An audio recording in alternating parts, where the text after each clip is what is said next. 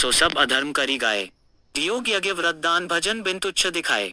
प्रस्तुत पंक्तियां नाभादास द्वारा रचित भक्तमाल से उद्धृत है, जिसके माध्यम से नाभदास ने कबीरवाणी की विशेषता पर प्रकाश डाला है। कवि कहते हैं कि जो व्यक्ति भक्ति से विमुख हो जाता है वो अधर्म में लिप्त व्यक्तियों की तरह कार्य करता है। कबीर ने भक्ति के अतिरिक्त अन्य सभी क्रियाओं जैसे योग यज्ञ व्रत दान भजन सभी को तुच्छ कहा है। हिंदू तुर्क प्रमाण रमैनी शब्दी साखी, पक्षपात नहीं बचन सबहे के हित की भाषी। प्रस्तुत पंक्तियां नाभादास द्वारा रचित भक्तमाल से उद्धृत है, जिसके माध्यम से नाभदास ने कबीरवाणी की विशेषता पर प्रकाश डाला है।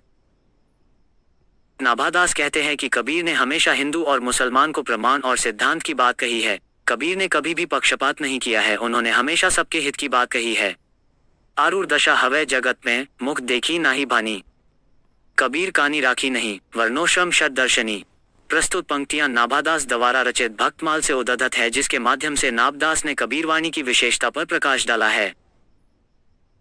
नाभादास कहते हैं कि कबीर ने कभी भी मुख देखी बात नहीं कही, अर्थात कभी भी पक्षपातपूर्ण बात नहीं कही। कबीर ने कभी भी कही सुनाई बातों को महत्व नहीं दिया, उन्होंने हमेशा आंखों देखी बातों को ही कहा है। कबीर ने 4 वर्ण 4 आश्रम और 6 दर्शन किसी की आनी कानी नहीं की, अर्थात किसी को भी महत्व नहीं दिया।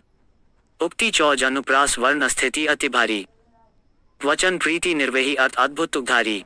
प्रस्तुत पंक्तियां नाभादास द्वारा रचित भक्तमाल से उद्धृत है, जिसके माध्यम से नाभदास ने सूरदास के विशेषताओं को बताया है। नाभादास कहते हैं कि सूरदास की कविताएं युक्ति चमत्कार अनुप्रास वर्ण से भरी हुई होती है। सूरदास की कविताएं लयबद्ध और संगीतात्मक होती है। सूरदास अपनी कविता की शुरुआत जिन प्रेम भरी वचनों से करते हैं, उसका अंत भी उन्हीं वचनों से करते हैं।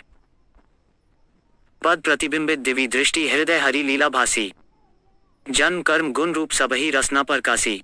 प्रस्तुत पंक्तियां नाभादास द्वारा रचित भक्त